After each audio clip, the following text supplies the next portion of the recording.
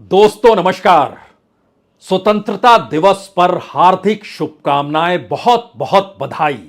आज 15 अगस्त का दिन है, आजादी का दिन। और इस दिन को लेकर समूचे देशवासियों को इंतजार इस बात का भी रहता है कि देश के प्रधानमंत्री जब लाल किले के प्राचीर से देश को संबोधित करेंगे, जिसको अंतर्राष्ट्रीय तौर पर सुना जाएगा, उसमें वह कौन से शब्द होंगे जो सपनों को जिंदा कर दें। उसमें वह कौन से वाक्य होंगे जो इस देश को एक धागे में पिरो दें। तमाम मुश्किल हालातों में नेहरू से लेकर मोदी तक के दौर को अगर आप परखना शुरू करेंगे तो हर की आंखों में एक सपना भारत को लेकर जरूर रहा। और कितने भी मुश्किल वक्त इस देश के सामने क्यों नहीं आए हों, लेकिन एक धागे में इस देश को पिरोना है, इसका जिक्र नेहरू ने 1962 चीन युद्ध के वक्त और उसके बाद 15 अगस्त 1962 को अपने भाषण में भी किया। और जब बांग्लादेश बन गया तो उसके बाद 1972 में इंदिरा गांधी के भाषण में भी आपको उसकी महक दिखाई देगी। तमाम प्रधानमंत्रियों ने इस देश को अपने तरीके से पिरोने की कोशिश जरूर की, लेकिन लाल किले के प्राचीर के संबोधन में कभी भी वह राजनीतिक मंच नहीं बना और वहां से वोट देने या वोट के जरिए जीतने की गुहार लगाई नहीं गई। इस देश की गौरव गाथा हर किसी ने कही, लेकिन पहली बार लाल किले के प्राचीर से देश के प्रधानमंत्री नरेंद्र मोदी ने इस बात का जिक्र किया कि 2024 में चुनाव के बाद वह दोबारा से लाल किले के प्राचीर से भारत की गौरव गाथा को कहेंगे। और उसके पहले जो भी शब्द उन्होंने पिरोए वह सरकार की उपलब्धियां और उसके भीतर खुद उनके होने का एहसास था। यानी 2014 के बाद से इस देश के प्रधानमंत्री नरेंद्र मोदी की मौजूदगी ने भारत को नरेंद्र मोदी के सपनों की तर्ज पर गढ़ा है। और ऐसे में वह गुहार लगा रहे हैं कि 2024 में वह दोबारा से आ जाएं। और शायद इसके लिए उन्होंने इस देश की जनता से गुहार नहीं लगाई, बल्कि कहीं ना कहीं अपने नारों के जरिए इस बात का जिक्र किया कि उनका आना क्यों जरूरी है। राजनीतिक तौर पर इससे पहले 2018 में भी प्रधानमंत्री मोदी का भाषण लाल किले के प्राचीर से हुआ था, लेकिन उस भाषण की कॉपी को भी उठाकर आप देख लीजिए, उसमें कहीं भी इस बात का जिक्र नहीं था कि 2019 में वह आएंगे और इसके लिए जनता उनके साथ खड़ी हो जाए, उनके नारों के साथ खड़ी हो जाए और वह दोबारा यहां लाल किले के प्राचीर से तिरंगा फहराएंगे। ऐसा पहली बार शायद भारत के लाल किले के प्राचीर से प्रधानमंत्रियों के भाषण में पहली बार हुआ है। हालांकि आज भी प्रधानमंत्री का भाषण बेहद लंबा था, 90 मिनट का था। और यह एक एवरेज टाइम रहा है प्रधानमंत्री मोदी के भाषणों का। जब हम आपसे जिक्र 2018 का कर रहे हैं, जब प्रधानमंत्री मोदी भाषण दे रहे थे, तो उस समय इस बात का जिक्र था कि भारत में कैसे परिवर्तन लाया गया है। और उस परिवर्तन के आश्रय उन्होंने आज जिक्र बहुत साफ तौर पर किया कि 2014 जो था वो परिवर्तन का वादा था, 2019 जो था वो परफॉर्मेंस के आधार पर जनता ने उन्हें चुना था।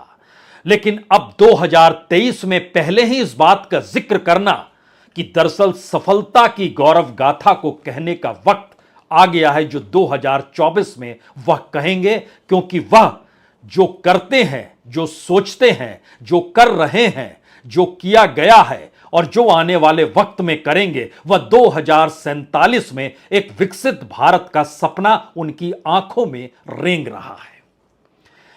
और अगला सवाल शायद इस देश के सामने पहली बार उभर कर आया कि बीते 9 बरस में जो 25 वादे इस लाल किले के प्राचीर से किए गए और आज भी कम से कम 5 वादे तो किए ही गए, तो 30 वादों के कटघरे तले क्या प्रधानमंत्री को लाल किले के प्राचीर से खड़ा किया जाए? क्योंकि एक एक वादे को लेकर बहुत सारे सवाल इस देश की जनता के बीच में है। इस देश के भीतर की महंगाई, बेरोजगारी अंतर्राष्ट्रीय परिस्थितियों से जुड़ रही है। अंतर्राष्ट्रीय परिस्थितियां भारत को आगे बढ़ता हुआ देख रही है। उस आगे बढ़ने वाले भारत के भीतर में भारत को भारत के लोगों के जरिए मत देखिए, बल्कि अंतर्राष्ट्रीय परिप्रेक्ष्य में और जियोपॉलिटिकल एस्पेक्ट में देखिए। न्यू वर्ल्ड ऑर्डर जो कोरोना काल के बाद खड़ा हुआ है, उस नजरिए से देखना शुरू कीजिए और अपनी तमाम पीड़ा को भूल जाइए। ऐसी परिस्थितियों के भीतर लाल किले के प्राचीर से प्रधानमंत्री का भाषण, तो आइए एक एक पन्ने को पढ़ने से पहले उस शब्द को सुन लें जिसका जिक्र प्रधानमंत्री ने खुले तौर पर किया कि 2024 में सफलता की गाथा बताने के लिए वह आएंगे और जनता को साथ उनके खड़े होना होगा। इन दिनों जो मैं शिलान्यास कर रहा हूं ना, आप लिख के रखिए, उसके उद्घाटन भी आप सबने मेरे नसीब में ही छोड़े हुए हैं। स्वर्णिम पल आने वाले 5 साल है और अगली बार 15 अगस्त को इसी लाल किले से मैं आपको देश की उपलब्धियां, आपके सामर्थ्य, आपके संकल्प, उसमें हुई प्रगति, उसकी जो सफलता है, उसके गौरवगान, उससे भी अधिक आत्मविश्वास के सामने आपके सामने मैं प्रस्तुत करूंगा। तो क्या सफलता की गौरव गाथा 2024 में प्रधानमंत्री लाल किले के प्राचीर से कह नहीं पाएंगे? क्योंकि अपने भाषण में लगभग 6 बार ऐसे मौके आए जब प्रधानमंत्री ने अपनी उपलब्धियों के साथ आने वाले वक्त में खुद वो प्रधानमंत्री रहे, इसको लेकर संबोधित जनता को किया, इस देश को किया, अंतर्राष्ट्रीय समुदाय को किया। और जब वो सफलता की गौरव गाथा का जिक्र कर रहे थे तो उससे पहले जितने वादे इसी लाल किले के प्राचीर से बीते 9 वर्षों में किए गए, उन उपलब्धियों को प्रधानमंत्री ने बताने से रोक लिया। रोका नहीं, बल्कि उसे रेड कारपेट तले छुपा लिया और अंतर्राष्ट्रीय परिस्थितियों में भारत की मौजूदगी का एहसास समूचे देश को कराना चाहा। यानी इस देश के भीतर के हालात कैसे हैं, इस पर उंगली रख पाने की स्थिति में प्रधानमंत्री नहीं थे। G20 का जिक्र भी 4 बार हुआ। अंतर्राष्ट्रीय तौर पर वर्ल्ड पावर किस रूप में शिफ्ट हो रहा है और सेकेंड वर्ल्ड वॉर के बाद, कोरोना काल के बाद की परिस्थिति ने इस दौर में जियोपॉलिटिकल परिस्थिति में भारत को केंद्र में लाकर खड़ा कर दिया है, इसका भी जिक्र था।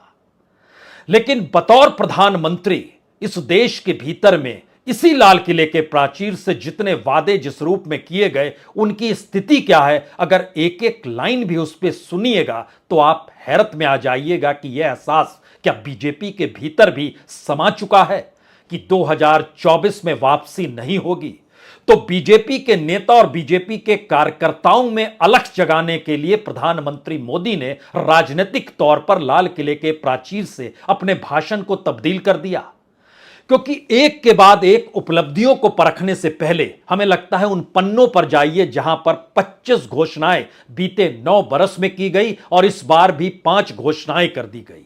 पुरानी घोषणाओं के भीतर जाइएगा तो हर घर शौचालय, जनधन योजना और तीसरा आदर्श ग्राम योजना। आदर्श ग्राम योजना की क्या स्थिति है, यह बताने की जरूरत होनी नहीं चाहिए। अब कोई सांसद गांव को गोद ले पाने की स्थिति में नहीं और इससे पहले जो गोद लिया था उसको मेन स्ट्रीम से जोड़ने की स्थिति में नहीं। फिर आइए उसके बाद 2015 में स्टार्टअप इंडिया, ग्राम ज्योति योजना, 1 रैंक 1 पेंशन। बताने की जरूरत है क्या? क्या स्थिति इन आदर्श ऐलानों के साथ हुई थी? 2016 में प्रधानमंत्री फसल बीमा, प्रगति प्रोजेक्ट यानी पेंडिंग प्रोजेक्ट्स को लेकर कैसे रवानगी लाई जाए, यह भी ऐलान था। और ई नाम प्रोजेक्ट था जो किसानों से जोड़ा गया। इन तीनों परिस्थिति इस देश के भीतर क्या है, इसे परखने की जरूरत है क्या? उसके बाद याद कीजिए 2017 में जम्मू कश्मीर समस्या को सुलझाना, 370 को हटाने की परिस्थिति में सरकार बढ़ गई। यह बड़ी सफलता थी। गैलेंट्री अवार्ड जो था उसको वेबसाइट के जरिए डालने का भी ऐलान था और जेम पोर्टल भी बनाया गया, इसका भी जिक्र था। और जब 2018 का भाषण था, जो भाषण पॉलिटिकल तौर पर होना चाहिए था, उसमें आयुष्मान भारत का जिक्र था, गगनयान मिशन का जिक्र था, ग्राम स्वराज अभियान का जिक्र था। लेकिन 2018 का भाषण 2019 के लिए वोट मांगने वाला भाषण नहीं था। और 2019 में जब चुनाव जीत कर आए तो जल जीवन मिशन था, 5 ट्रिलियन की इकोनॉमी का जिक्र था और 2019 में भी भारत 5वें नंबर पर था और आज भी भारत 5वें नंबर पर है। चीफ ऑफ डिफेंस का भी जिक्र किया गया था। 2020 में नेशनल डिजिटल हेल्थ मिशन का जिक्र, न्यू एजुकेशन पॉलिसी का जिक्र, भारतीय प्रोजेक्ट हर गांव इंटरनेट से जुड़ेगा, इसका जिक्र था। 2000 खास तौर से 2020-21 का साल था, कोरोना के तहत था, लेकिन भारत के प्रधानमंत्री ने 75 वंदे भारत ट्रेन चलाने का वादा किया, नेशनल ग्रीन हाइड्रोजन मिशन का जिक्र किया, सैनिक स्कूल में लड़कियों के एडमिशन का जिक्र किया और पिछले बरस 163 बरस पुराने आईपीसी सीआरपीएस को बदलने का जिक्र, इंडियन आर्मी के ध्वज को, इंडियन नेवी के ध्वज को बदलने का जिक्र, राजपथ को कर्तव्य पथ में बदलने का जिक्र, जॉर्ज पंचम की मूर्ति के बदले नेताजी की मूर्ति हटाने का जिक्र। सांकेतिक तौर पर लोगों से जुड़े हुए ऐलान और सांकेतिक तौर पर इस देश के भीतर में इंफ्रास्ट्रक्चर के जरिए चीजों को बदलने का ऐलान, इन दो खाकों के बीच 2023 का भाषण अगर आप खड़े खुद को करना चाहते हैं तो पहली बार प्रधानमंत्री मोदी ने कहा कि कुछ मुश्किलें उनके सामने खड़ी हैं और उन मुश्किलों के बाद ही उन्होंने 2024 में खुद को लाने का जिक्र किया। उन्होंने कहा कि शुचिता, पारदर्शिता और निष्पक्षता, लेकिन उसके साथ सहयोग संस्थाओं का चाहिए, नागरिकों का चाहिए, परिवारों का चाहिए। और इसके बाद उन्होंने कहा कि जो मुश्किल हालात हैं, राजनीतिक तौर पर 3 नारे जो पिछले कई दिनों से प्रधानमंत्री मोदी लगा रहे हैं, उसमें भ्रष्टाचार, परिवारवाद और तुष्टीकरण, इसका जिक्र भी खुले तौर पर, और जनता को साथ लाने के लिए अलग अलग खाके में, वह युवा हो, महिला हो, मजदूर हो, किसान हो, पासमानदा समाज हो, सभी का जिक्र करते हुए उन्होंने अपने भाषण को एक लिहाज से पिरोया। लेकिन कहीं ना कहीं आहट इस देश के भीतर की मुश्किल हालातों को लेकर प्रधानमंत्री को चुभ रही थी। इसीलिए भाषण की शुरुआत में ही मणिपुर का जिक्र उन्होंने कर दिया और मणिपुर के ऊपर फिर से उन्होंने सिर्फ 4 लाइनें यह कहकर कही कि पिछले कुछ सप्ताह विशेषकर मणिपुर में जो हिंसा का दौर चला, कई लोगों को अपना जीवन खोना पड़ा, मां बेटियों के सम्मान के साथ खिलवाड़ हुआ, लेकिन कुछ दिनों से शांति है और देश यानी केंद्र और राज्य सरकार मिलकर वहां शांति स्थापित कर देंगे, दोनों साथ मिलकर रहेंगे। और इसके बाद 1000 पुराने साल के गुलामियों की परिप्रेक्ष्य में सोने की चिड़िया जब भारत होता था, उसको जिक्र करते हुए एक लंबी छलांग उन्होंने अतीत के झरोखे में लगा दी और इस अतीत के झरोकों को भी 2014 के उस दरवाजे पर लाकर खड़ा कर दिया जहां यह कहा गया कि दरअसल पहली बार यानी एक लंबे वक्त के बाद 2014 में जो जनादेश आया वह एक मजबूत और स्थिर सरकार को देने को लेकर आया, क्योंकि बीते 30 बरस में इस देश में बहुत अस्थिरता थी और मोदी सरकार और बार बार खुद का नाम लेकर अपने साथ इस देश को जोड़ने का जो प्रयास हो रहा था, उसमें इंडिया इज इंदिरा और इंदिरा इज इंडिया का जिक्र पता नहीं क्यों हर जहन को आ ही गया होगा। क्योंकि मेरे होने का मतलब, यानी प्रधानमंत्री खुद कह रहे हैं, मोदी के होने का मतलब स्थिरता है, शांति है, विकास है, सर्जन हिताय सर्जन सुखाय है, रिफॉर्म है, ट्रांसफॉर्म है, परफॉर्म है। और इस पूरी प्रक्रिया के जरिए उन्होंने अपने जो रिफॉर्म की स्थिति थी और उसमें नौकरशाही को साथ लाकर खड़ा किया, इस देश के संस्थानों को लाकर खड़ा किया। तो एक क्षण के लिए पहली बार इन भाषणों को सुनते वक्त आपके जहन में 3 सवाल रेंगने लगेंगे। जो इंस्टीट्यूशन इस दौर में राजनीतिक सत्ता के दायरे में है और जिसको लेकर इस देश में सवाल है, डेमोक्रेसी को लेकर, कॉन्स्टिट्यूशन को लेकर, कि चेक एंड बैलेंस कर पाने की स्थिति में भारत की नौकरशाही क्यों नहीं आ पा रही है, संस्थान क्यों हाशिए पर चले गए हैं, या नौकरशाही को सत्ता के लिए ही काम क्यों करना पड़ता है, उसको भी अपने साथ प्रधानमंत्री मोदी ने बहुत ही बारीकी से अपने साथ खड़ा किया और बताया कि नौकरशाही साथ रहे तो क्या कुछ हो सकता है, और यही वो परफॉर्मेंस होती है। उन्होंने रिफॉर्म का सोचा, नौकरशाही ने परफॉर्म किया और भारतीय समाज ट्रांसफॉर्म कर गया। हालांकि आज इस बात का जिक्र उन्होंने नहीं किया कि 80 करोड़ लोगों को 5 किलो मुफ्त अनाज देने की स्थिति में सरकार क्यों आ गई।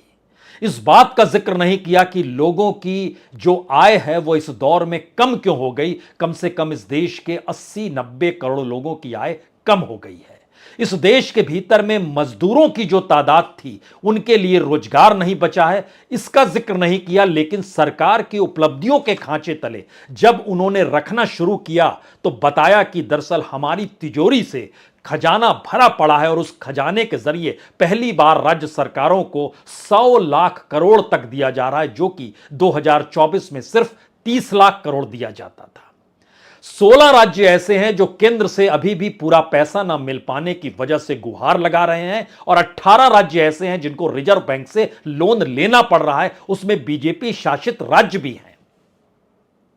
लेकिन प्रधानमंत्री आंकड़ों के खेल में माहिर है और आंकड़े उनके खुद के होते हैं और आंकड़ों के जरिए वह जिस चकाचौंध को परोसते हैं वो राजनीतिक भाषण में तब्दील हो ही जाता है। और लाल किले के प्राचीर से आज यही हो गया, क्योंकि इसके बाद उन्होंने जिक्र किया कि स्थानीय निकाय तक को 3 लाख करोड़ दिए जाते हैं, जो पहले सिर्फ 70,000 करोड़ रुपए दिए जाते थे। स्थानीय निकायों के भीतर से सवाल अब भी उठ रहा है कि उनके पास बजट नहीं है, पैसे की कमी है। प्रधानमंत्री ने इसका जिक्र नहीं किया, उन्होंने आंकड़े बताए। गरीबों के लिए घर 90,000 करोड़ इससे पहले दिए जाते थे, अब 4 लाख करोड़ दिए जा रहे हैं। गरीबों के घर का जो टारगेट है वह सिर्फ 32% पूरा हो पाया है, बाकी टारगेट पिछड़ा हुआ है। प्रधानमंत्री ने इसका जिक्र नहीं किया। यूरिया सस्ता हो गया, 300 रुपए मिलने लगे और इस परिस्थिति में 10 लाख करोड़ की सब्सिडी वह दे रहे हैं, जो आंकड़ा गलत है। जितनी सब्सिडी सरकार के जरिए दी जा रही है और यूरिया की जो स्थिति इस देश के भीतर में है, उसका दर्द किसानों के साथ जुड़कर देख लीजिए, समझ जाइएगा यह खेल क्या है। मुद्रा योजना के तहत सरकार ने जो पैसा बांटा और स्वरोजगार का जिक्र किया, यह एक अद्भुत है कि लाल किले के प्राचीर से 8 करोड़ लोगों ने स्वरोजगार पैदा कर दिया मुद्रा योजना के जरिए और 1 और 2 लोगों को नौकरियां भी दे दी। यानी अगर एक ही लोगों को नौकरी दी तो मान लीजिए कि लगभग 16 करोड़ लोगों को स्वरोजगार के दायरे में लाकर समेट दिया गया। लेकिन सच यह है कि 2014 में अगर 51 करोड़ लोगों के पास असंगठित क्षेत्र में और स्वरोजगार की स्थिति थी, तो आज वो घटकर 41 करोड़ में आकर सिमट गया है।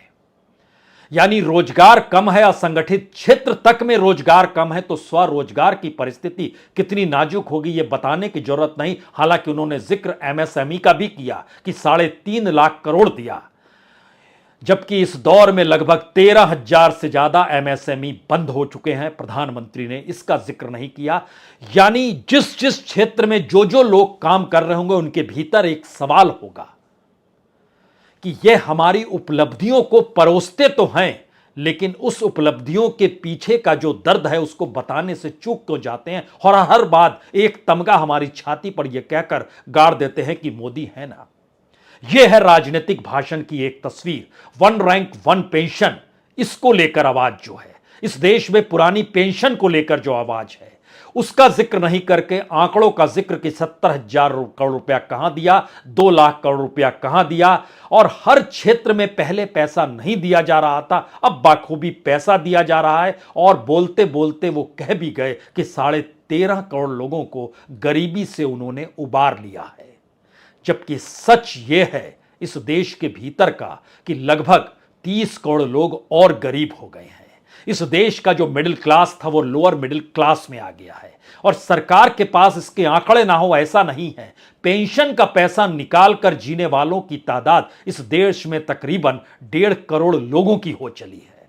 तो ये कौन सी परिस्थिति के भीतर राजनीतिक भाषण लाल किले के प्राचीर से दिया जा रहा है।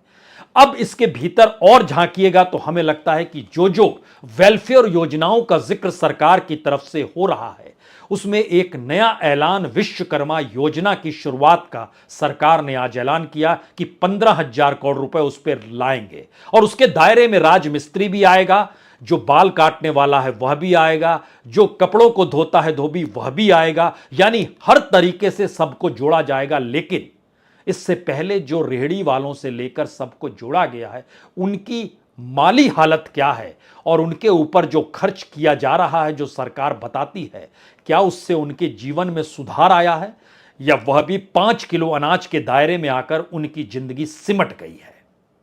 दिल्ली के भीतर भी सब्जी बेचने वाले की आंखों से आंसू और आंसू छुपाने की जद्दोजहद छुपी नहीं है, वह भी तो कैमरे के सामने इस दौर में आ ही गई। महंगाई चरम पर है, लेकिन उसको अंतर्राष्ट्रीय महंगाई से जोड़ा गया।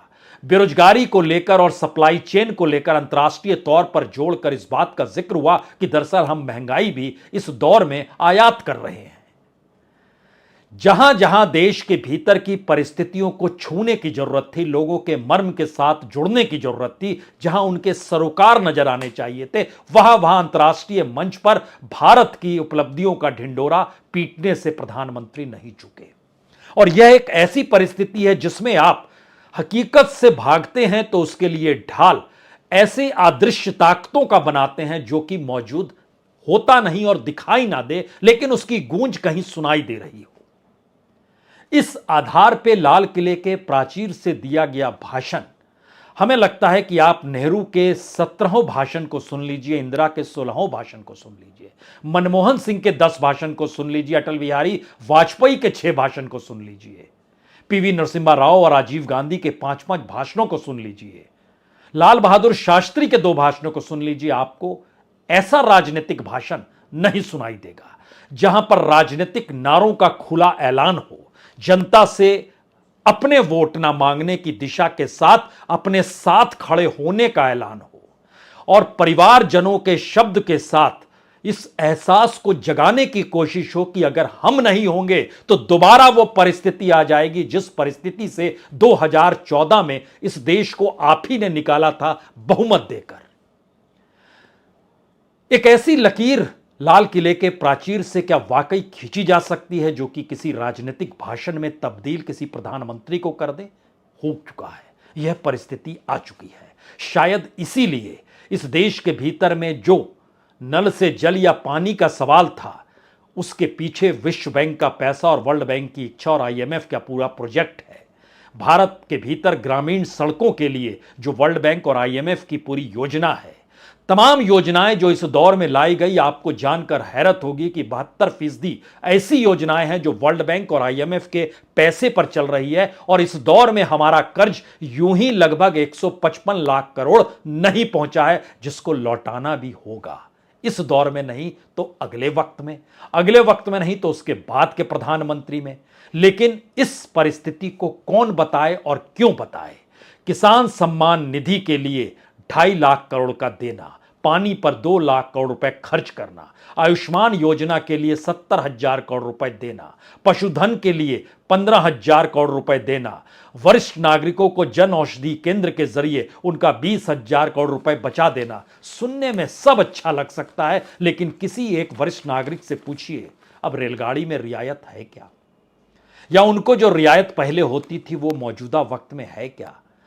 क्या एक ऐसी परिस्थिति में यह देश आकर खड़ा हो चला है जहां हर पहली परिस्थिति उसके लिए बेहतर लगने लगती है? और यही जिक्र अगर आप 2013-14 का भाषण प्रधानमंत्री मोदी का सुनिएगा तो वो कहते थे, मुझे बड़ा दुख होता है कि लोग कहते हैं कि अंग्रेजों का शासन ही बेहतर था। यह उनके भाषण का हिस्सा है और 2014 में उन्हें प्रधानमंत्री इसीलिए बनाया गया।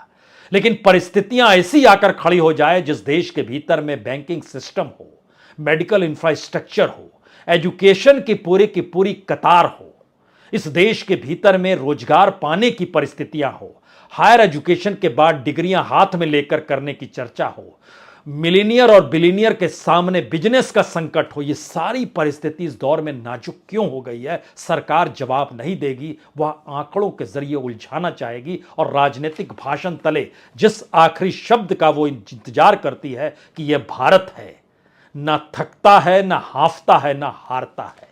और शायद भारत नहीं हारा है। यही वो संदेश है कि यकीनी तौर पर भारत हारता नहीं है, क्योंकि हारता हुआ भारत हांफने और थकने वाले की परिस्थिति से आगे खड़ा होता है। इसीलिए हर 5 बरस के बाद राजनीतिक तौर पर इस देश की जनता को चुनने का मौका मिलता है, वह इस लोकतंत्र को कैसे देखना चाहती है।